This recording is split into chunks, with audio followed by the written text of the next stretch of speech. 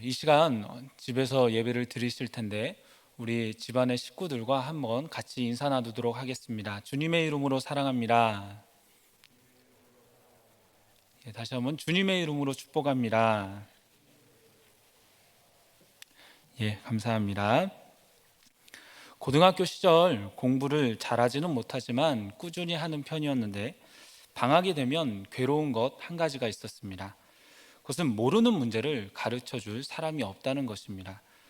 그 한 달의 시간 동안 모르는 영어 단어를 외우고 영어 문제를 풀 때는 뒤에 해설을 보면 어느 정도 이해가 갔습니다. 그런데 수학만큼은 달랐습니다. 주로 복습을 위주로 했는데 그동안 풀리지 않았던 문제집을 보며 신마학습 문제를 풀 때는 아무리 뒤에 해설집을 봐도 이해가 가지 않았고 몇 시간을 씨름해도 풀리지 않았습니다. 그래서 한 번은 학습지 문제가 너무나도 이해가 가지 않아서 답답한 마음에 학습지 출판사에 전화를 해서 상담 선생님한테 물어보면서 1시간 동안 통화하면서 겨우 그 한 문제를 넘어가기도 했습니다. 학교에 가서 공부 잘하는 친구한테 물어보면 금방 가르쳐 줄 텐데 그 친구가 모르면 교무실에 찾아가서 수학 선생님한테 물어보면 친절하게 가르쳐 주실 텐데 몰라도 가르쳐 줄 사람이 없다는 게 너무도 답답했고 혹 여러 시간에 걸쳐서 스스로 문제를 푼다고 하더라도 누군가 문제를 푸는 방법과 노하우를 알려주면 쉽게 풀 수 있는 문제를 이토록 오랜 시간 걸린다는 것이 시간 낭비같이 느껴졌습니다. 어떻게 보면 우리의 인생의 문제도 마찬가지인 것 같습니다. 젊을수록 경험이 없을수록 어떻게 해야 하는지 모르고 어떻게 다가가야 이 난간을 헤쳐나가는지 몰라서 고민하고 답답해하지만 같은 분야에서 비슷한 처지였던 그 문제를 먼저 겪었던 사람의 조언을 들으면 그러한 문제들을 어떻게 풀어가야 할지 어떻게 헤쳐나가야 될지 길이 보이기 시작합니다. 오늘 말씀에서는 인생의 어려운 문제를 가지고 예수님 앞에 나온 사람의 이야기가 나옵니다. 본문을 보면 예수님께서 갈릴리 가나에 오셨을 때에 왕의 신하라는 사람이 예수님을 찾아옵니다. 이 사람은 가버나움에 있는 자신의 아들이 병이 들어서 죽어가자 예수님이 오셨다는 소식을 듣고 예수님을 찾아와서 자신의 아들을 고쳐달라고 간구합니다. 사실 이 문제는 개인적으로 보면 굉장히 어려운 문제입니다. 스스로 풀 수 없는 문제입니다. 난 누군가에게 물어봐서 어떤 의사가 좋다더라, 어떤 약이 좋다더라 할 정도로 끝날 그런 문제가 아닙니다.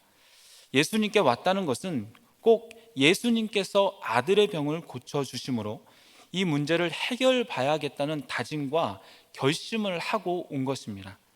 잘못해서 어영부영하다가는 평생 가슴에 한이 남는 문제일 수 있습니다. 그래서 주님께 간절히 간구합니다. 그러자 어떤 일이 일어납니까? 예수님께서는 이 신하의 아들의 병을 고쳐주셨습니다. 이뿐 아닙니다. 신하의 가정은 53절을 보니까 자기와 온 집안이 예수님을 다 믿게 되는 복을 받게 되었습니다. 왕의 신하는 아들의 병이라는 인생의 어려운 문제를 만났지만 해답을 찾음으로 그 삶이 행복할 수 있었습니다.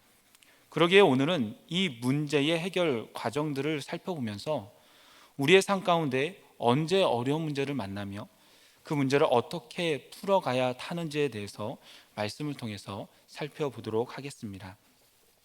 첫 번째로 우리는 누구에게나 원하지 않는 불행이 찾아올 수 있다는 것을 알아야 합니다.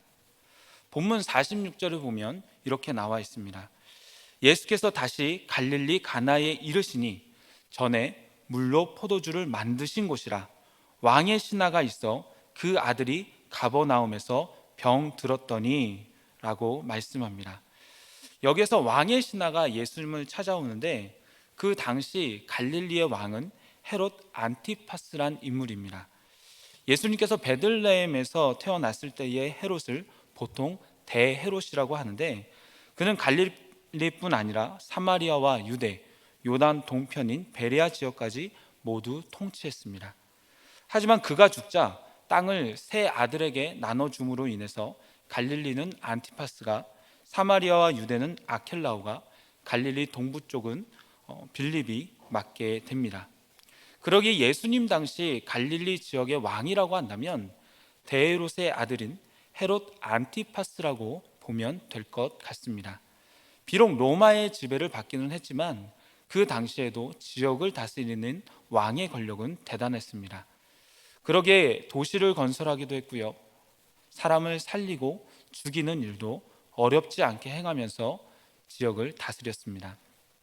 이러한 왕을 가까이 모시는 신하라고 한다면 지금의 장관급에 해당되는 높은 지위일 것입니다. 아마 그 정도의 지위라면 권세도 있고 재물도 많이 있어서 남부러울 것이 없는 그런 사람이라고 추측해 볼 수 있습니다. 그런데 어느 날 그 집안에 불행이 찾아왔습니다. 사랑하는 아들이 죽을 병에 걸린 것입니다. 그렇게 권세 있고 재물이 많고 남부러울 것이 없는 왕의 신하도 자신의 집에 찾아온 불행을 막을 수는 없었습니다. 피할 수도 없었습니다. 그저 받아들일 수밖에 없었습니다.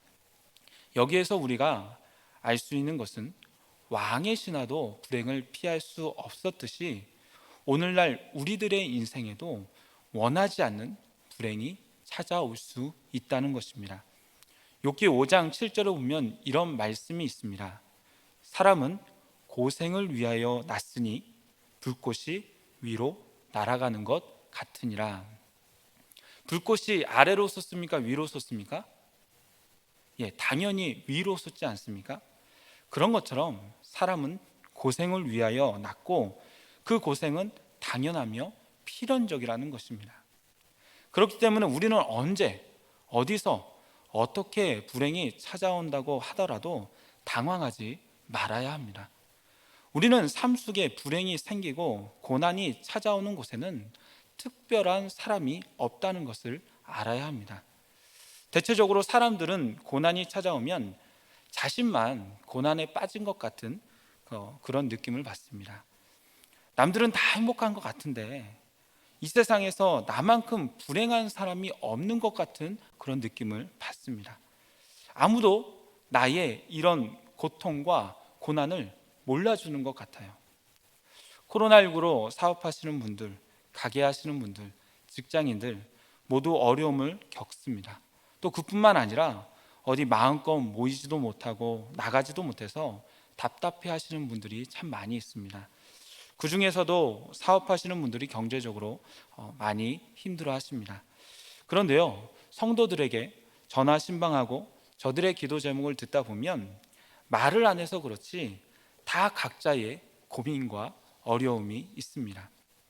내가 아파서, 아니면 가족 중에 누군가가 아파서, 남편과 아내와 또 자녀와의 관계 때문에, 또 신앙의 핍박 때문에 여러 아픔과 슬픔 등이 있습니다.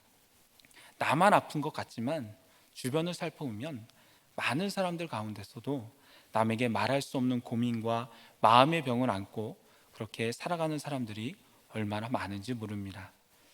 내 주변 사람에게 다 물어보십시오. 고민이 없냐고, 고난이 없냐고, 고통이 없냐고. 다들 여러 가지 문제 속에서 살아가고 있습니다. 고통과 고민이 없는 사람이 있다면 세상의 수고가 다 끝난 땅 속에 묻힌 그런 사람들일 것입니다. 그러므로 나의 삶 속에 불행한 일이 생겼다거나 고난이 닥쳐왔을 때 이상하게 여기고 당황하지 마십시오. 나만 그렇다고 좌절하지 마십시오. 침착하게 찾으면 삶 속에 찾아온 고난이나 또 해결하기 힘든 문제를 해결할 수 있는 길이 반드시 있습니다. 두 번째로 우리의 모든 인생의 해답은 예수님께 있다는 것을 알아야 합니다. 왕의 신하는 자신의 병든 아들의 병을 고치기 위해서 많은 노력을 했을 것입니다. 유명한 의사를 찾아가 보았고 몸에 좋다는 약이란 약은 모두 다 자녀에게 먹여 보았을 것입니다. 그러나 그렇게 아무리 해도 아무런 그렇게 많은 수고를 해도 병을 고칠 수 없었습니다. 그러다가 본문 47절에 보면 예수님께서 유대로부터 갈릴리로 오셨다는 소식을 듣고 가서 예수님께 자신의 아들의 병을 고쳐달라고 간구합니다. 예수님께서는 어렸을 때부터 갈릴리의 나사렛이라는 동네에서 거주하셨지만 그가 하나님의 아들이요 메시아인 것을 아는 사람은 아무도 없었습니다. 하지만 30살쯤에 유대 예루살렘에 가셔서 성전에서 비둘기 파는 사람과 물건 파는 사람을 내쫓으시고 그 다음에 사람들에게 알려지기 시작하셨고, 또 예루살렘에서 약 8개월간, 지금으로 치면 우리나라에서 서울의 중심가에서 약 8개월간 머무는 동안에 많은 이적과 기적을 행하시면서 병든 사람을 고쳐주시고 치료해 주시고 또 많은 일들을 행하심으로 말미암아 사람들에게 알려지기 시작했습니다. 그리하여 예수님에 대한 소문은 유다뿐만 아니라 수백 킬로 떨어진 갈릴리의 가버나움까지 이르게 되었습니다. 이러한 예수님의 소문을 들은 왕의 신하는 가버나움에서 가나까지 34km나 되는 거리를 한 걸음에 달려와 예수님을 찾아 자신의 아들을 고쳐달라고 간구합니다. 지금까지 왕의 신하는 자신의 한계를 느꼈을 것입니다. 왕의 신하라고 하는 권력과 신분과 사회적 명예와 부귀가 아무런 소용이 없었습니다. 자신의 배경이 아들의 병을 고치는 데는 아무런 도움이 되지 못했습니다. 그러자 마지막으로 예수님을 찾아오는 결단을 하게 된 것입니다. 여러분, 늦게라도 이렇게 자신의 한계를 느끼고 우리 인생의 해답이신 해결자이신 주님을 찾는 사람은 복된 사람입니다. 주님은 우리의 모든 문제의 해결자 되시기 때문입니다. 그러나 더 복된 그리스도인들은 내가 해볼 수 있는 것을 다 해보고 나서 안 되면 예수님을 찾는 사람이 아닙니다. 처음부터 주님을 의지하고 주님 앞에 나와서 주님을 찾는 사람입니다. 그런 사람이 더 복이 있습니다.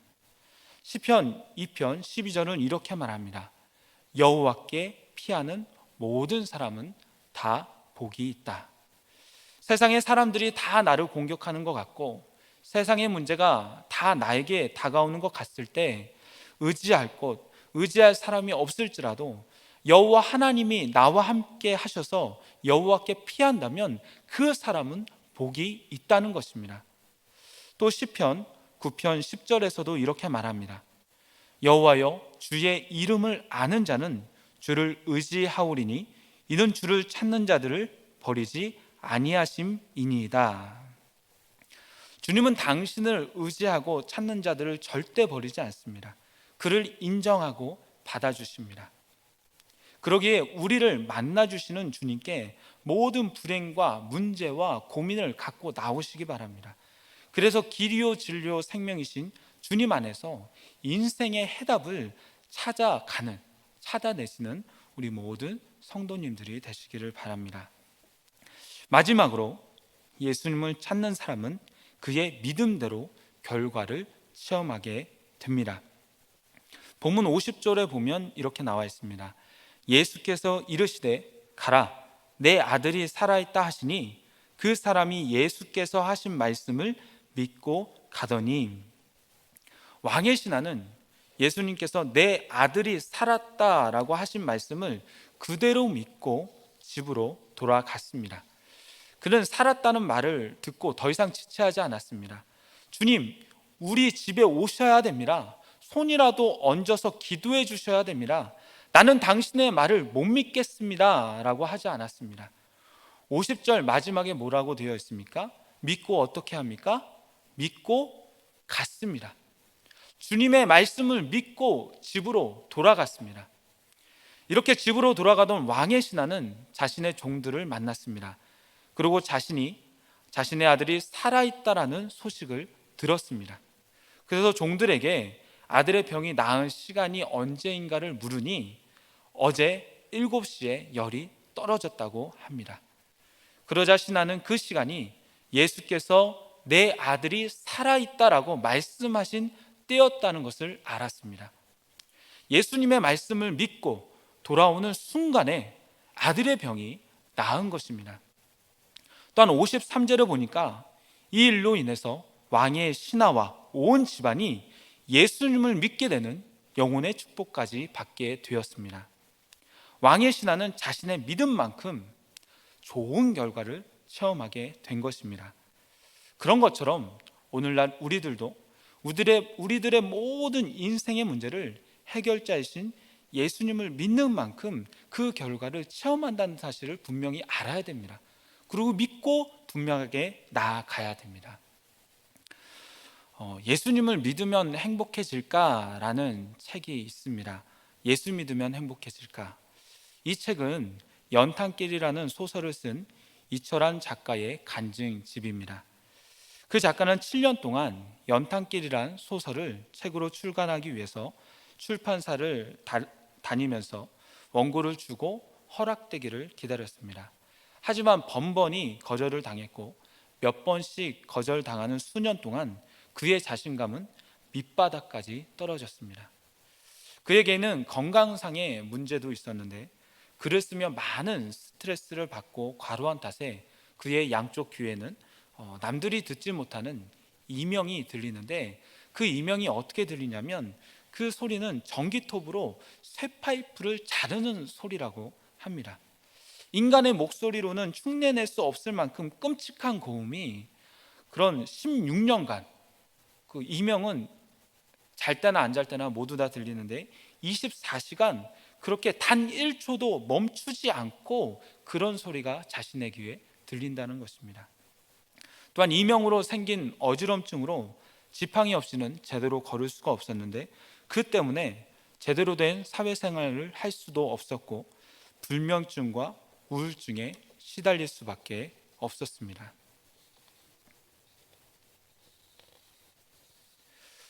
자신의 글을 아무도 읽어주지 않는다는 자괴감, 또한 이명과 어지럼증으로 인한 고통으로 인해 너무나도 힘이 들어 자살을 시도하고자 옥상으로 올라갔지만 순간 자신의 영정사진 앞에 울고 있는 아내와 어린 아이의 얼굴이 보여서 자살도 포기했습니다. 그런 가운데 누군가의 전도를 받고 교회로 가게 되었습니다. 그런데 교회에 가서도 그의 고통은 계속되었습니다. 이명이 계속해서 들리면서 목사님의 그 쩌렁쩌렁한 찬송 소리와 설교 말씀이 천둥 소리처럼 느껴졌고 그의 귀에는 큰 무리가 왔습니다. 그래서 할 수 없이 본당에서 빠져나와서 그래도 어느 곳이라도 예배를 드리고 싶어서 잠옷실도 가보고 이곳저곳도 가봤지만 귀에 무리가 안 가는 마땅한 장소가 없었습니다. 그러다가 예배를 마칠 때쯤에 찾아낸 곳이 예배당 밖이었습니다. 그렇게 그는 희미한 목소리였지만 유리 창문을 통해 목사님을 보고 설교 말씀을 들으며 비가 오면 우산을 쓰고 눈이 오면 눈을 맞으며 예배를 드렸습니다. 자신의 삶에 무언가를 붙잡고 싶었는데 그분이 바로 예수님이었습니다. 그 예수님께 조금이라도 잘 보이면 자신의 문제가 해결될 수 있을 것 같다는 생각이 들었습니다. 그러나 1년이 넘도록 예배당 창가에 서서 예배를 드렸지만 시간이 지나도 이명과 우울증과 어지럼증은 조금도 좋아지지 않았습니다. 어두운 방에 누워 있으면 이명은 더 큰 소리로 그의 숨통을 조여왔고 그럴 때면 젓가락으로 귓속을 찌르고 싶다는 충동과 함께 이렇게 살 바에야 차라리 죽는 게 낫다라는 생각도 들었습니다. 하지만 예수님을 믿고 나서는 그때마다 예수님의 얼굴이 생각이 났고 너무나 힘들 때면 주님 정말 살아계신 건가요? 따져 물을 때도 있었지만 물을 때마다 코끝이 찡해지고 눈물이 나는 것은 그의 마음속 깊이 이미 하나님이 계셨고 신앙이 있었기 때문입니다. 그러던 어느 날 아내가 남편을 위해 40일 작정 새벽 기도를 하던 중에 새벽 기도를 마치고 자신이 겪은 얘기를 해주었는데, 오늘 새벽 교회 가는 길에서 할아버지 한 분을 만났는데 중풍에 걸리셔서 걸음걸이가 많이 불편해 보였다는 겁니다. 그래서 그 할아버지를 부축해 드리려고 가까이 갔더니 할아버지가 웃으시면서 괜찮다고 하시면서 완강히 거절해서 가만히 있었는데 할아버지가 혼잣말로 계속 말을 하더랍니다. 느릿한 동작으로 한 걸음 한 걸음 떼실 때마다 주여 힘을 주세요. 주여 힘을 주세요. 걸어서 교회까지 잘 가게 해주세요. 아내는 눈물을 글썽이면서 말을 했고 당신도 그 할아버지처럼 주여 힘을 주세요. 주여 힘을 주세요. 그렇게 기도하면 분명히 하나님께서 병을 고쳐주시고 삶을 회복시켜 주실 거라고 용기를 주었습니다. 그 말을 듣고 그는 그날부터 온종일 어두운 방에 엎드려 소리를 내면서 기도하기 시작했습니다. 기도하다가 지치면 쓰러졌고 다시 정신이 들면 기도했습니다. 그런 기도는 한 달이 넘도록 계속되었습니다. 그는 이렇게 기도했습니다. 하나님, 제가 이렇게 고통스럽게 눈물 흘리는데 하나님은 어디 계신 겁니까? 하나님, 제 병을 고쳐주세요. 이대로 가다가는 저는 죽습니다. 만일 이명과 어지럼증을 고칠 수 없다면 담대히 그것과 맞서 싸울 수 있게 해주세요. 고통과 두려움을 이길 수 있는 힘을 주세요. 다시 일어선다면 저 하나만을 위해서 살지 않겠습니다. 저보다 형편이 어려운 사람들의 손을 잡아주겠습니다. 그러려면 저의 책 연탄길도 많은 사람들에게 사랑을 받아야 됩니다. 저에게 엄청난 고통을 가져다 준 책이기도 하지만 그 책이 독자들의 사랑을 받아야 책 수익금으로 어려운 형편에 놓인 사람들을 도울 수 있습니다. 그렇게 기도하고 마지막 기도를 꼭 항상 이렇게 했다고 합니다. 하나님, 제가 텔레비전에 나가서 1시간 동안만 연탄길에 대해서 말할 수 있게 해주세요. 연탄길에 날개를 달아주세요. 상식적으로 생각해 보면 말도 안 되는 기도였고 이루어질 가능성이 없는 기도였습니다. 무명의 작가를 방송국에서 부를 리가 없었습니다. 하지만 몇 개월 후에 어느 날 아침 방송국에서 전화가 왔습니다. KBS 방송국인데 이철환 작가님을 TV 책을 말하다 코너에 꼭 초대하고 싶다는 것이었습니다. 작가님의 작품 연탄길에 대해서 총 1시간 동안 말씀해 달라는 것이었습니다. 너무나 감격스러워서 하나님께 감사 기도를 했고 다음날 방송국으로 가서 PD를 만났는데 그는 이렇게 말했습니다. 연탄길은 우리가 연말에 특집으로 방송하려고 지난 여름부터 준비해 두었던 책이었습니다. 이 말을 듣는 순간 소름이 끼쳤는데 지난 여름은 그가 연탄길을 위해서 처음으로 가장 치열하게 기도를 했던 그 시기였습니다. 하나님은 그가 간절하게 무릎을 꿇고 기도했던 그 순간부터 그의 기도 응답을 준비하셨던 것입니다.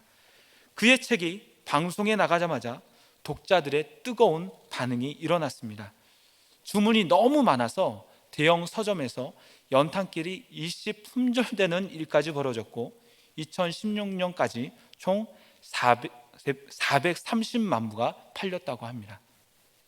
보통 10만 부가 넘으면 베스트셀러라고 하는데 430만 부가 팔렸다는 것은 초대형 베스트셀러가 되었다는 것입니다. 그 뒤 그의 삶은 완전히 바뀌었습니다. 각 방송사의 TV 프로그램에 초대되었고 라디오 방송, 청소년 상담 프로그램, 신문과 잡지의 인터뷰, 대학교와 기업체에서의 강연 요청 등 유명인이 되었습니다. 그러는 동안 이명과 어지럼증은 여전했지만 증상이 이전과 비교할 수 없을 만큼 좋아졌고 건강한 사람도 감당하지 못할 만큼의 일정을 거뜬히 소화할 수 있었습니다.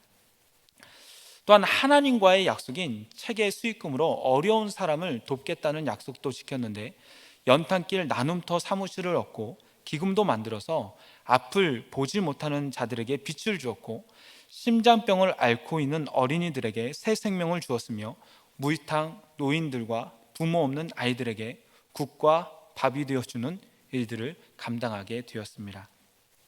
하나님은 인생의 어려움을 겪고 있었던 너무나도 힘들어서 방 안에서밖에 기도할 수밖에 없었던 그의 기도를 들어주셨고 응답해 주신 것입니다.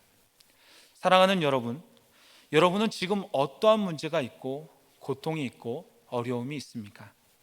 그것들을 내가 하려고 하기보다는 모든 문제들을 주님 앞에 내려놓으시기를 바랍니다. 또한 믿음으로 간절히 기도하시기를 바랍니다. 그렇다면 모든 문제의 해결자가 되시고 모든 문제를 주관하시고 이끌어 주시는 정말 그 주님을, 여러분이 그 주님을 믿은 만큼, 신뢰한 만큼 여러분의 삶을 분명히 선한 길로, 더 좋은 길로 인도해 주실 것입니다. 믿음으로 기도하며 아래는 저와 여러분이 되기를 소망합니다. 시간 다 함께 하나님의 사랑을 사모하는 자 찬양하면서 기도의 자리로 나아가겠습니다.